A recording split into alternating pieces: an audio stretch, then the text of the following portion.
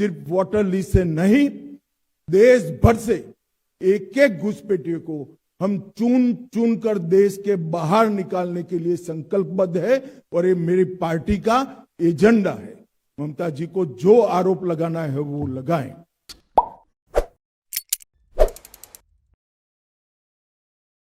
নমস্কার বন্ধুরা, আপনারা দেখছেন পারফেক্ট পলিটিক্স, সাদা বাংলা রাজনীতির কথা। বন্ধুরা, আপনারা জানেন যে অমিত শাহ ঝটিকা সফরে কলকাতায় এলেন এবং তিনি আবার দিল্লি ফিরেও গেলেন।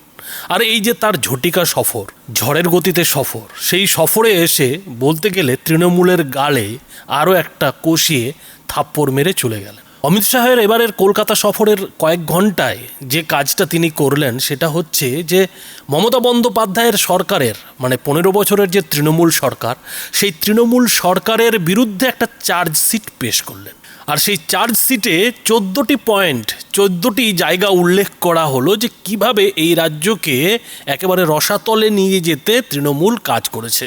এখন এই 14টি পয়েন্টের মধ্যে যে অপরিচিত কোনো পয়েন্ট ছিল তেমনটা কিন্তু নয়, কেননা চার্জশিটে যে কথাগুলো বলা হয়েছে সেই একই কথা শুভেন্দু অধিকারী থেকে শুরু করে অমিত শাহ, নরেন্দ্র মোদী প্রত্যেকেই বারবার জনসভায় উল্লেখ করেছেন। তাহলে এই চার্জশিটের দরকারটা কি? মনে হতে পারে যে তাহলে অমিত শাহ শুধুমাত্র এই চার্জশিট পেশ করার জন্য এলেন কেন? তো বন্ধুরা, বিজেপি একটা রণকৌশল নিয়ে কিন্তু এবারের ভোটে ঝাঁপিয়েছে, আর সেই রণকৌশলের যে ছক, সেই ছক মেনেই কিন্তু একের পর এক কাজ করছে। আর সেই ছকেরই একটা অংশ ছিল আজকের এই চার্জশিট পেশ করা। খেয়াল করে দেখুন যে এর আগে বিজেপির যারা নেতা তারা কিন্তু এলাকার যারা তৃণমূল নেতা তাদের বিরুদ্ধে চার্জশিট দিয়েছিলেন, আর তারপরে খোদ দেশের স্বরাষ্ট্রমন্ত্রী এসে তৃণমূল সরকারের বিরুদ্ধে চার্জশিটটা পেশ করলেন।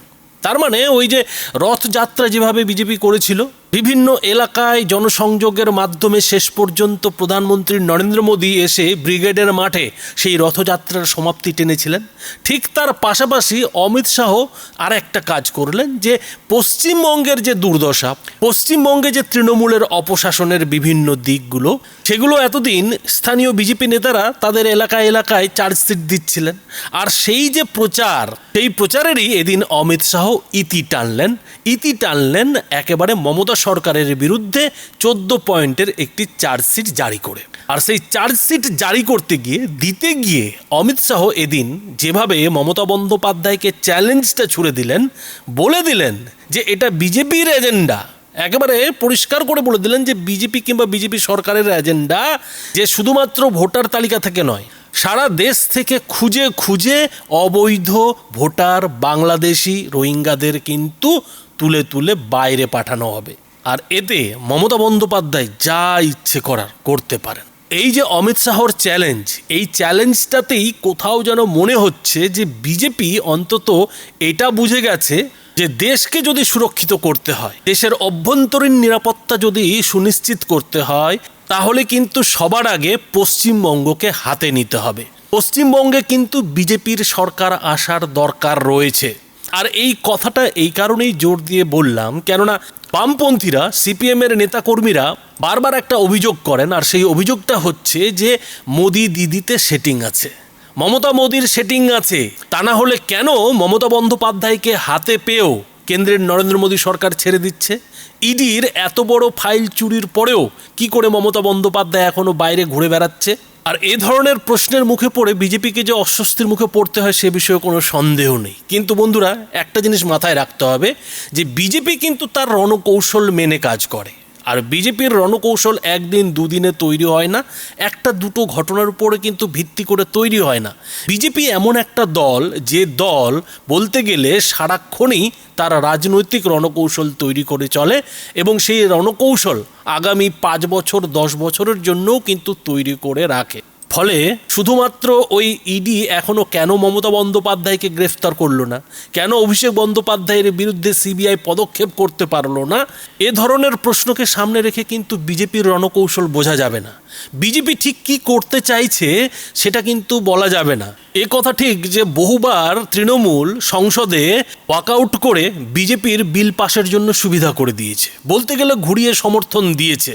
কিন্তু এখন যে অবস্থা দাঁড়িয়েছে, এখন নরেন্দ্র মোদীকে দেশ চালাতে গিয়ে যে চ্যালেঞ্জের মুখোমুখি হতে হচ্ছে, এই চ্যালেঞ্জ যদি আজকে নরেন্দ্র মোদী সরকার ঠিকঠাক মতো সমাধান না করতে পারে, তাহলে কিন্তু তৃণমূলকে বাঁচাতে গিয়ে বিজেপি একদিন ডুবে যাবে। ভবিষ্যতে ক্ষমতা হারানোর পর, মানে মুখ্যমন্ত্রীর কুর্সি হারানোর পর মমতা বন্দ্যোপাধ্যায়ের কপালে কি আছে সেটার ইঙ্গিত তো শুভেন্দু অধিকারী কিছুটা দিয়ে রেখেছেন।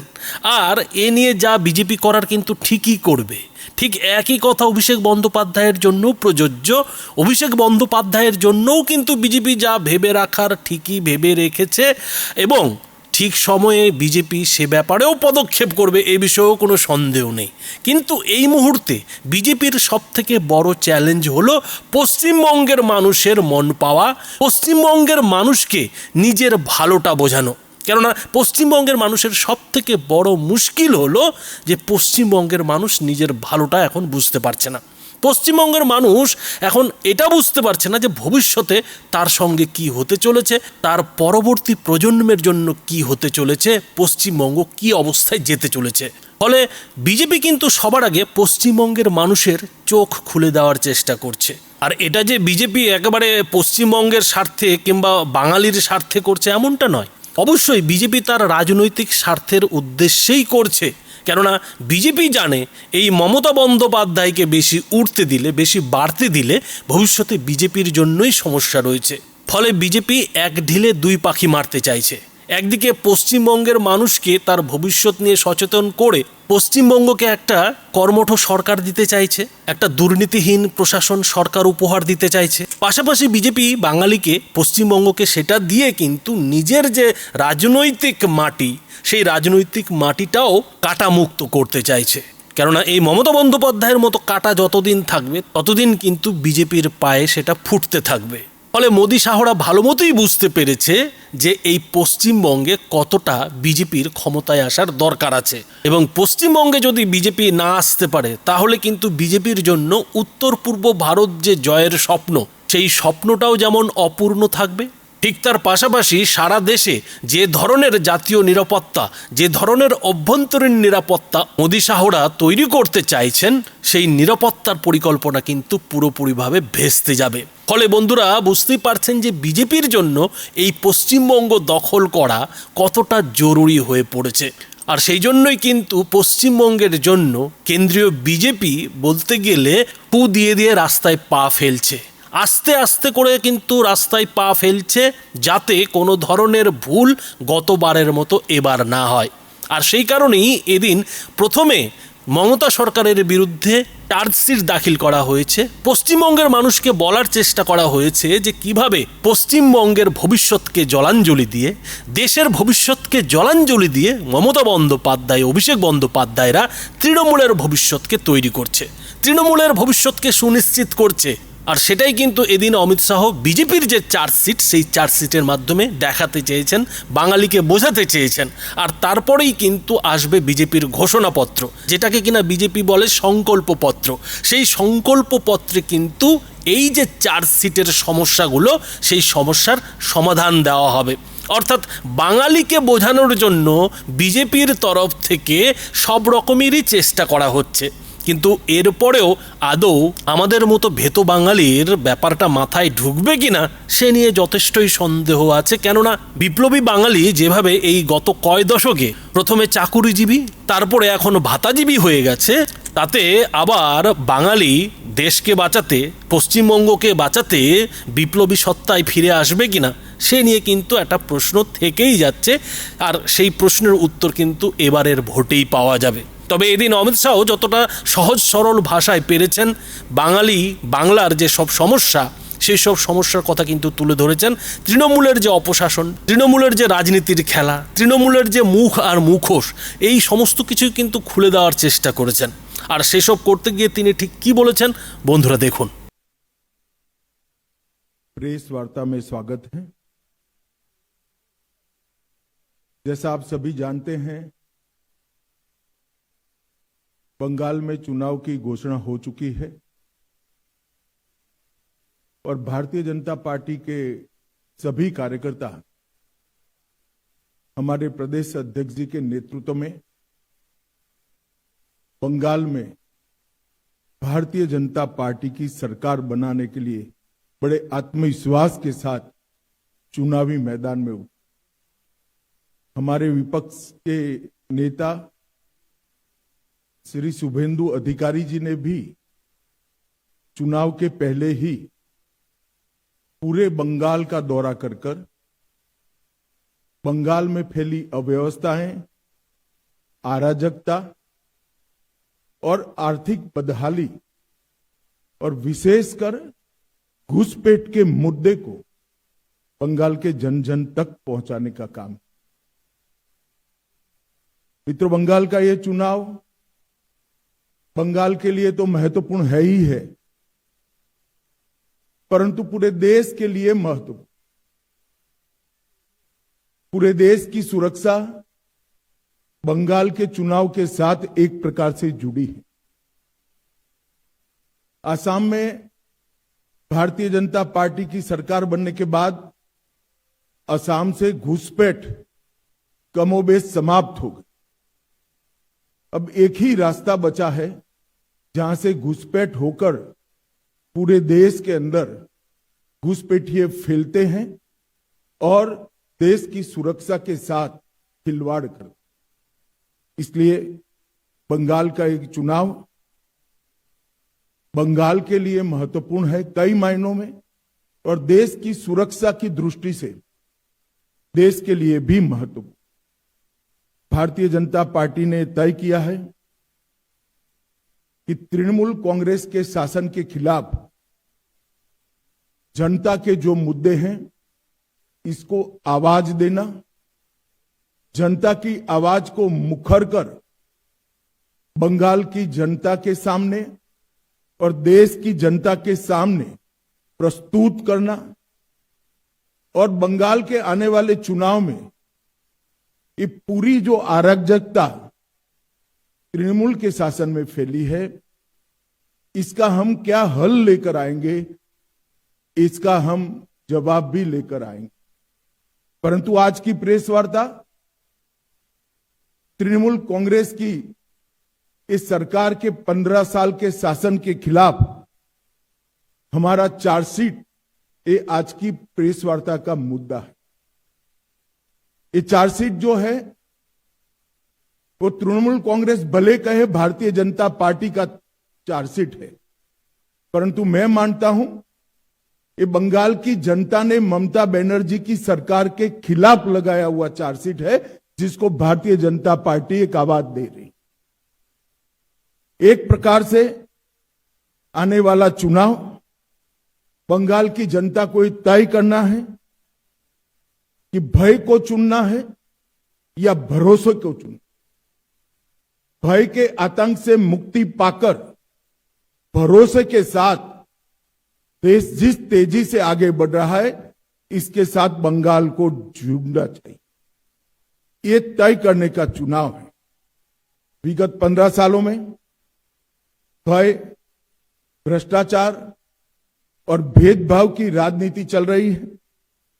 झूठ, डर और हिंसा का सहारा लेकर अपनी राजनीति को आगे बढ़ाने का नया राजनीतिक थ्योरी ममता बनर्जी ने प्रस्तुत किया। कोई भी सरकार को चुनकर आने का आधार जन कल्याण के काम होते हैं। तृणमूल कांग्रेस का चुनकर आने का आधार झूठ, डर और हिंसा है। मगर भारतीय जनता पार्टी 1911 से ही 2011 से ही इसके खिलाफ एक संघर्ष कर रहे हैं, और मुझे लगता है कि इस बार बंगाल की जनता पूर्ण बहुमत के साथ भारतीय जनता पार्टी की सरकार बनाने जा रही। ये जो चार्जशीट है टीएमसी के 15 साल के काले चिट्ठों का संकलन है। सोनार बांग्ला का स्वप्न दिखाकर सिंडिकेट राज स्थापित कर बंगाल की जनता का शोषण करने वाले शासन की कहानी है। तृणमूल कांग्रेस के कुशासन में बंगाल भ्रष्टाचार की प्रयोगशाला बन चुका है। ऊपर से नीचे तक सफेद पोश आपराधिक सिंडिकेट जनता को परेशान कर रहे हैं और विकास के अभाव में बंगाल इंडस्ट्री के लिए एक प्रकार से ग्रेवयार्ड बन चुका है। बंगाल टीएमसी के पोंचो बिपोर जॉय से ग्रसित यहां घुसपैठियों को प्रोटेक्शन दिया जाता है। तुष्टीकरण को अपना मिशन बना चुकी है सरकार। भ्रष्टाचारी प्रस्तापित रूप से राजनीतिक सिस्टम में पहुंच चुके हैं। कट मनी का कलेक्शन आम बात हो चुका है और सिंडिकेट पर नो एक्शन ये सरकार का स्वभाव बन चुका है।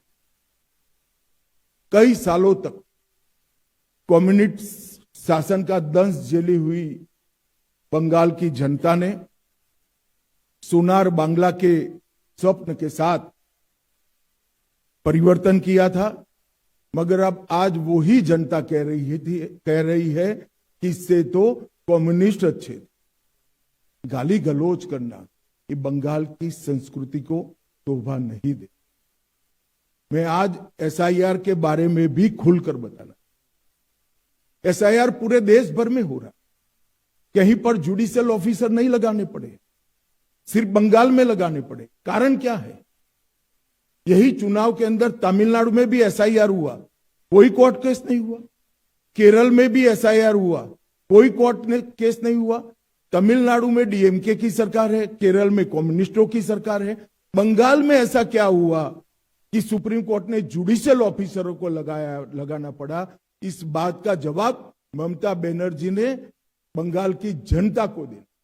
आपके डिस्ट्रिक्ट मजिस्ट्रेट निर्भीक रूप से काम नहीं किए, इसलिए सुप्रीम कोर्ट ने जुडिशियल ऑफिसर्स को लगाना पड़ा है। और एसआईआर पर वो जो आरोप कर रही है, मैं आज बंगाल की जनता को पूछना चाहता हूं, जो घुसपैठियों को वोटर बनाकर यहां रखा गया है, उनको क्या बंगाल का भविष्य तय करने का निर्णय देना है या नहीं देना है? वो बंगाल की जनता ने तय करना है। मैं भारतीय जनता पार्टी की ओर से स्पष्ट कर देना चाहता हूं, सिर्फ वोटर लिस्ट से नहीं, देश भर से एक एक घुसपैठियों को हम चुन चुन कर देश के बाहर निकालने के लिए संकल्पबद्ध है और ये मेरी पार्टी का एजेंडा है। ममता जी को जो आरोप लगाना है वो लगाएं। मित्रों, डबल इंजन की सरकार, इसके कई ऐसे उदाहरण हैं। उत्तर प्रदेश बीमारू से बेमिसाल बना। मध्य प्रदेश ने कृषि विकास और विकास के नए स्टैंडर्ड सेट किए। आसाम, जहां सालों से उग्रवाद था, वहां आज सेमीकंडक्टर का प्लांट लग रहा है। त्रिपुरा ने 25 साल के ठहराव को समाप्त कर कैडर राज को समाप्त कर हम विकास के रास्ते पर आगे बढ़े हैं। और अब बारी है बंगाल की, यहां पर भी सिंडिकेट से मुक्ति पाने का ये चुनाव है। मित्रों, मैं चार्जशीट के कुछ महत्वपूर्ण मुद्दे पर भी बताना चाहता हूं। इस चार्जशीट में घुसपैठियों की समस्या को हमने ढंग से उजागर किया है। घुसपैठिया न केवल देश की सुरक्षा के लिए बहुत बड़ी चिंता का विषय है, वो हमारे गरीब श्रमिकों की मजदूरी में भी हिस्सेदारी लेते हैं, गरीब लोगों के अनाज में भी हिस्सेदारी प्राप्त करते हैं और युवाओं की रोजगारी भी छीन। मैं आज ममता बनर्जी जी को स्पष्ट पूछना चाहता हूं कि घुसपैठिए इतने आ गए कि आपकी सरकार सो रही है? मुझे मालूम है वो कहेगी कि बीएसएफ क्या कर रही है। बीएसएफ तभी रोक सकती है जब आप बॉर्डर पर बाड़ लगाने की हमें भूमि दे। 600 किलोमीटर बाढ़ अधूरी रह गई। हमारे होम सेक्रेटरी यहां आकर आपको मिलकर गए, मैं खुद आकर आपकी ऑफिस में मिलकर गया, मगर आपने बाढ़ लगाने की भूमि नहीं दी, क्योंकि घुसपैठियों की वोट बैंक आप बनाना चाहते। हमने कोई पॉलिटिकल ईगो नहीं रखा। हमने आपके साथ संवाद किया, संपर्क किया, पत्र व्यवहार किया, मगर आपने हमें भूमि नहीं दी है।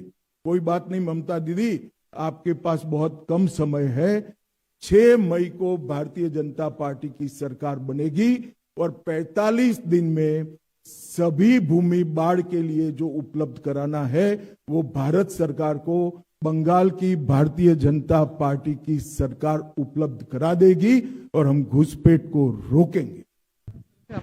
आपने कहा कि भय मुक्त बंगाल बनाना एक बड़ा बीजेपी का सबसे बड़ा इस बार का एजेंडा भी है और इन्फ्लेटर्स की बात की है, लेकिन जिस तरह से मुख्यमंत्री ममता बनर्जी खुद स्टेज में खड़ी होकर ये कहती हैं कि बीजेपी अनऑफिशियल प्रेसिडेंट रूल लगा चुकी है, रिसफल हो रहा है आईएएस आईपीएस ऑफिसर का, अब कोई भी अगर किसी तरह का दंगा होता है तो उसकी जिम्मेदारी इलेक्शन कमीशन को लेना है और बीजेपी को लेना है। कल ही देखा गया रामनवमी के दिन में मुर्शिदाबाद में एक वायलेंस का वहां घटना को अंजाम दिया गया।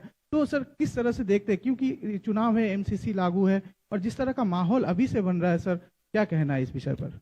देखिए, देश भर में जहां जहां चुनाव होता है, जिन अधिकारियों के कामकाज पर सवाल उठे हुए हैं, चुनाव आयोग उसके ट्रांसफर पोस्टिंग में दखल देता है, वो पूरे देश भर में हो।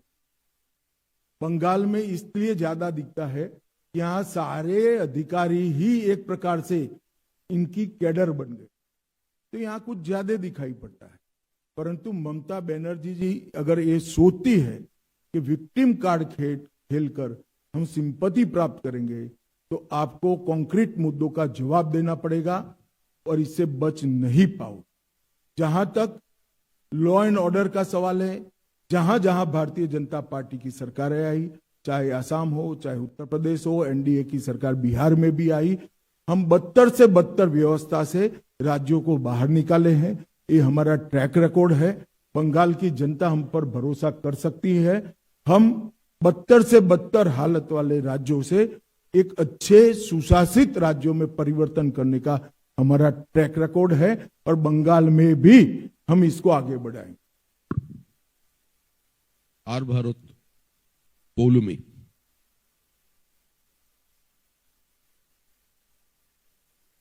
খাদ্যটা কি হলো?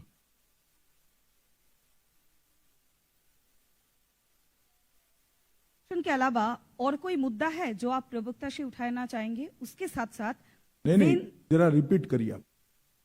ममता बनर्जी की कुशासन के अलावा और कोई मुद्दा है जो आप प्रवक्ता से उठाना चाहेंगे? उसके साथ साथ भाजपा का कोई रेवोल्यूशन है जेन जेड के लिए जो कुशासन खत्म होने के बाद? जरूर, भारतीय जनता पार्टी का शासन जहां जहां आया, हमने डेवलपमेंट को विकास का आधार बनाया। डेवलपमेंटल कामों से हमने युवाओं की रोजगारी को भी बढ़ाया है। एक प्रकार से आप आसाम का उदाहरण देखिए। आसाम सालों तक अलगाववाद से, आतंकवाद से पीड़ित राज्य रहा। आज 10,900 से ज्यादा युवा हथियार डाल चुके हैं। आसाम में शांति है, किसी भी प्रकार का उपद्रव नहीं है और मैं आज दावे से कह सकता हूं, आसाम का इंफ्रास्ट्रक्चर देश के विकसित राज्यों के समकक्ष बन चुका और आसाम में आज न केवल सेमीकंडक्टर, ढेर सारी इंडस्ट्री भी लग रही है। आसाम आरोग्य के क्षेत्र में एक हब बन चुका है और ये सारा डेवलपमेंटल काम भारतीय जनता पार्टी की सरकार से आने के बाद हुआ है। ये हमारा ट्रैक रिकॉर्ड है, चाहे मध्य प्रदेश है, राजस्थान है, छत्तीसगढ़ है, उत्तर प्रदेश है, बिहार है। हमने सारे बीमारू राज्यों को विकसित राज्यों की श्रेणी में लाने के लिए एक चरणबद्ध प्रयास किया है और सफलता भी प्राप्त करी। मुझे पूरा भरोसा है कि कुशासन से बदहाल ये पश्चिम बंगाल को भी हम कुछ ही साल में देश के विकसित राज्यों की श्रेणी में रखेंगे। बंगाल के अंदर बहुत सारे नेचुरल संसाधन पड़े हैं, मां गंगा की यहां पर कृपा है, अकूत पानी पड़ा है, मेहनत कश श्रमिक यहां पर है और बंगाल एक जमाने में इंडस्ट्री का, देश भर की इंडस्ट्री का हब हुआ करता था। ये सारी चीजें कम्युनिस्ट और टीएमसी की अव्यवस्था वाले शासनों से, कुशासन से समाप्त हुई है। जैसे ही एक अच्छी सरकार आएगी, बंगाल अपनी पुरानी गौरवमयी जगह जो देश के अंदर बंगाल को हासिल थी उसको फिर से प्राप्त कर। এবিপি আনন্দ, শিবাশিস মৌলিক।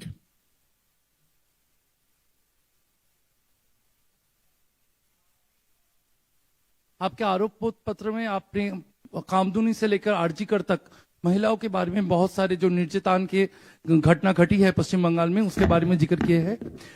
अगर भाजपा का सरकार आए तो इन मुद्दों में क्या एक्शन प्लान होगा, इसके बारे में आपका प्लानिंग क्या है? देखिए, 15 साल में जितने भी महिलाओं पर अत्याचार के प्रमुख केस है, पाताल से भी इनके आरोपियों को ढूंढकर जेल की सलाखों के पीछे पहुंचाया जाए। पूरे शासन को अपराध कौन करता है इसका महत्व नहीं रहेगा। कोई भी व्यक्ति महिलाओं के खिलाफ अपराध करेगा उसको धर भी लिया जाएगा और दंडित भी किया जाएगा। और जहां जहां हमारी सरकारें आई है हमने कर कर दिखाया। हमारा ट्रैक रिकॉर्ड है महिला सुरक्षा के लिए। भारतीय जनता पार्टी और एनडीए की सरकारें हमेशा संवेदनशील रही है। मैं बंगाल की माताओं बहनों को भी भरोसा देना चाहता हूं कि महिलाओं के लिए यहां सुरक्षित वातावरण जिम्मेदार की रचना करने की जिम्मेदारी भारतीय जनता पार्टी की आने वाली सरकार की है। और विशेषकर कामकाजी महिलाओं के लिए पूरी स्वतंत्रता रहे, पूरी सुरक्षा रहे, मुखर कर वो अपनी बात कह सके, अन्याय को मुखर कर वो उठा सके, इस प्रकार की वातावरण का निर्मित करने की जिम्मेदारी भारतीय जनता पार्टी की बनने वाली सरकार की। एनडीटीवी मुनुग्गा।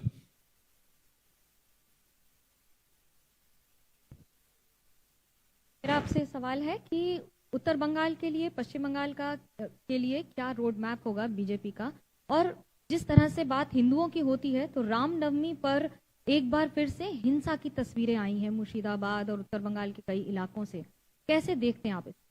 देखिए, इस बार थोड़ा कम ही हिंसा हुई है क्योंकि ममता जी के चहेते ऑफिसरों को चुनाव आयोग ने ट्रांसफर कर दिया। फिर भी हिंसा जरा भी नहीं होनी। हम सब समुदाय की सुरक्षा की यहां पर चिंता करेंगे और विशेषकर बहुमत समाज की, क्योंकि तुष्टीकरण के कारण बहुमती समाज के साथ यहां बड़ा अन्याय हुआ है। जहां तक उत्तर बंग का सवाल है, बहुत अन्याय हुआ है। पहले कम्युनिस्टों ने भी किया और बाद में ममता बनर्जी ने भी किया है। उत्तर बंग हमारे देश की सुरक्षा के लिए भी बहुत महत्वपूर्ण क्षेत्र है और समग्रता से बंगाल के विकास को अगर गति देनी है तो नॉर्थ बंगाल को भी गति देनी पड़ेगी। वहां इंफ्रास्ट्रक्चर, स्वास्थ्य, इंडस्ट्रियल डेवलपमेंट और शिक्षा, ये चारों क्षेत्रों को, और उत्तर बंग की जिस प्रकार की डाइवर्सिटी वाली कल्चर है उसको भी हम बढ़ावा देंगे, इसकी सुरक्षा भी करेंगे। हमारे घोषणा पत्र में उत्तर बंग के लिए एक प्रकार से हम विशेष चैप्टर भी लेकर आने वाले। G24 मौमिता चक्रवर्ती। सर, बंगाल में अभी माइग्रेंट लेबर का बहुत ज्यादा प्रॉब्लम है क्योंकि यहाँ पे नौकरी नहीं है। 5000 या फिर 8000 में नौकरी मिल जाए वो भी बहुत बड़ी बात है। तो do you have any specific plan for youth generation? देखिए, इसका समस्या का समाधान एक ही है, यहां पर इंडस्ट्रियल डेवलपमेंट को गति देना। यहां से कट मनी के कारण, सिंडिकेट के कारण और भ्रष्टाचार के कारण पूरी इंडस्ट्री देश भर में चली गई। आजादी के वक्त बंगाल एक प्रकार से भारत के प्रमुख औद्योगिक राज्यों में से एक माना जाता और कोई जवाब ही नहीं दे रहा है ऐसा क्यों हुआ। अगर यहां पर इंडस्ट्री आती है तो युवाओं के रोजगार की गारंटी अपने आप बढ़ जाती है। हम सबसे पहले इसको प्राथमिकता देंगे। और जो आप बता रही है बहुत कम मुआवजे में रोजगार कर रहे हैं, मतलब उनकी तनख्वाह बहुत कम है, इसका मेन कारण घुसपैठिया है। घुसपैठिया जो घुस रहा है हमारे युवाओं के अधिकारों का, रोजगारी का भी और रोजगारी के मुआवजे मतलब उनकी तनख्वाह का भी बहुत बड़ा खेल बिगाड़ अगर कोई रहा है तो घुसपैठिए बिगाड़। एक बार सरहदें सील हो जाएगी, बंगाल के अंदर बहुत सारा परिवर्तन। दूरदर्शन प्रसेनजीत बख्शी। हाँ,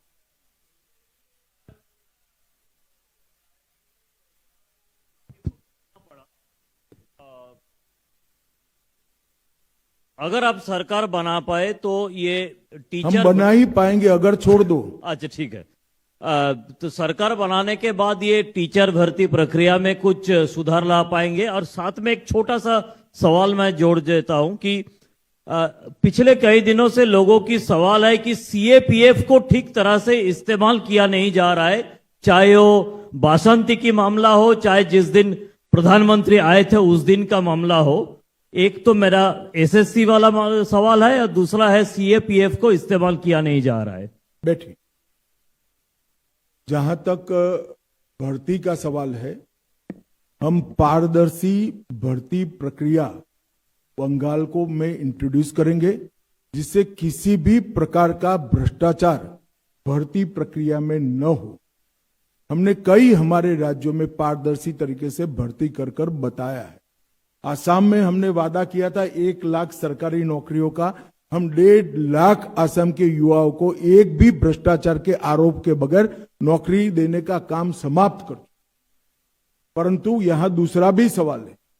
ढेर सारे भर्ती में जो घोटाले हुए, इसके कारण युवाओं की भर्ती के लिए जो मान्यता प्राप्त आयु है वो चली गई। मैं पहले भी कह रहा हूं कि इसमें 5 साल का रिलैक्सेशन देकर एसएससी घोटाले में जिन युवाओं के मौके छूट गए हैं उनको हम मौके भी देंगे और पारदर्शी तरीके से भर्ती भी करेंगे। ये सरकारी पद और भर्ती के लिए हम हमारे घोषणा पत्र में विशेष व्यवस्थाएं लेकर आने वाले हैं। आज तक अनुपम मिश्र। हाँ, नमस्कार। मेरा सवाल है, इधर हूं मैं। मेरा सवाल है कि आप जैसे वादा कर रहे हैं 45 दिन में जमीन वापस और 45 दिन में जो 7th पे कमीशन है उसको लागू करेंगे, तो क्या, जैसा कि आरोप लगाया जा रहा है आरोप पत्र में कि बंगाल बहुत नीचे चला गया है, तो कितने दिनों में, दिन, तारीख या साल आप कुछ बता पाएंगे कि इतने दिनों में बंगाल को इतने नंबर पर, 1 या 2 या 3 नंबर पर पहुंचा पाएंगे? और दूसरा, अभिषेक बनर्जी ने भी थोड़ी देर पहले ट्वीट किया है कि डीजीपी सीएस को हटा देने के वजह से ही ये जो 1-2 दिनों में घटनाएं हुई हैं हिंसा की, वो हो रही हैं। नहीं, मुझे एक बात का जवाब दीजिए आप। 2021 में चुनाव के बाद जो हुआ, पंचायत चुनाव के बाद, किसका डीजीपी था?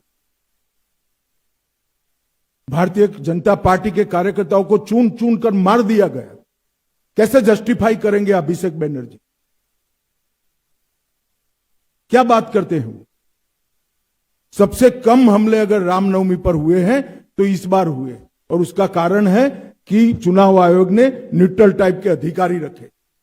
उकसाने के 50 प्रयास के बावजूद सबसे कम हमले हुए। क्या झांसा देते हो? जवाब है आपके पास? 25,000 लोग झारखंड में शरण लिए थे आपके भय के कारण, आतंक के कारण। महिलाओं को प्रताड़ित किया गया था। और जहां तक आप तिथि की बात कर रहे हैं, हमें अभी तो मालूम ही नहीं है कि गड्ढा कितना है।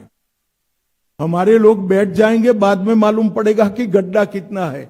तो तिथि भी 6 माह में सरकार बनाने के बाद जरूर बता दी।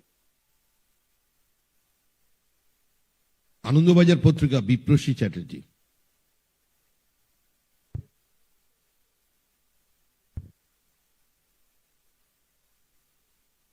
Honorable Home Minister, sir, I want to ask you a question regarding the migrant laborers who speaks in Bengali have been beaten in various states. As a Home Minister, what is your thought about that matter? देखिए, ममता जी बड़ी कुशलता पूर्वक Bengali speaking और बांग्लादेशी दोनों के बीच में भेद को समाप्त कर रही। बांग्लादेश से घुसपैठ करने वाले लोग भी बंगाली बोलते हैं। मैं बंगाल की जनता को बताना चाहता हूं, कोई भी बंगाल के मूल निवासी को कोई तकलीफ नहीं पड़नी है, किसी को चिंता करने की जरूरत नहीं है। मगर इसका मतलब ये नहीं है कि बांग्लादेशी घुसपैठियों को यहां पनाहगाह बनाया जाएगा। हमारा दृढ़ संकल्प है कि घुसपैठियों को चुन चुन कर निकाल दिया। और ममता बनर्जी जी को मैं कहना चाहता हूं कि आपकी ये ट्रिक्स को बंगाल की जनता बहुत अच्छे तरीके से समझ रही है।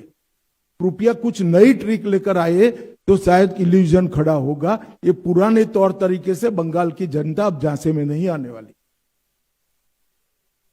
CNN पायल मेहता।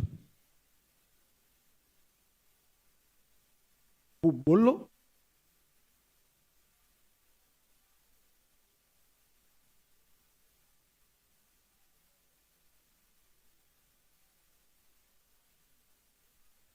राष्ट्रपति जी को आके कहना पड़ा था कि ममता जी मुझसे क्यों नाराज है और मेरे साथ ऐसा क्यों व्यवहार किया। तो जो जिस तरह का व्यवहार यहाँ पे जनजाति समाज के साथ किया जाता है उस पर आपका क्या कहना है और आगे इनके लिए बीजेपी का क्या प्लान है? जो बंगाल एक जमाने में सौजन्यता के कल्चर के लिए पूरे देश और दुनिया में वाहवाही बंगाल को मिलती, वही बंगाल आज संवैधानिक पदों पर बैठे हुए व्यक्ति, चाहे राष्ट्रपति जी हो, महिला राष्ट्रपति हो, ट्राइबल राष्ट्रपति हो, इनका इंसल्ट कर रहा है। चाहे प्रधानमंत्री जी बंगाल की खबर पूछने के लिए आए हैं, मतलब नेचुरल आपत्ति के बाद, तो वहां पर अफसर न भेजकर प्रधानमंत्री जी का इंसल्ट करना, प्रधानमंत्री जी के कार्यक्रम के थोड़े दूर मुख्यमंत्री धरने पर बैठ जाना, मेरी तो समझ में नहीं आता कि क्या हो गया है। और बंगाल की जनता को देखना चाहिए, हमारा बंगाल एक प्रकार से सौजन्यता के संस्कार के लिए पूरे विश्व भर में प्रसिद्ध था।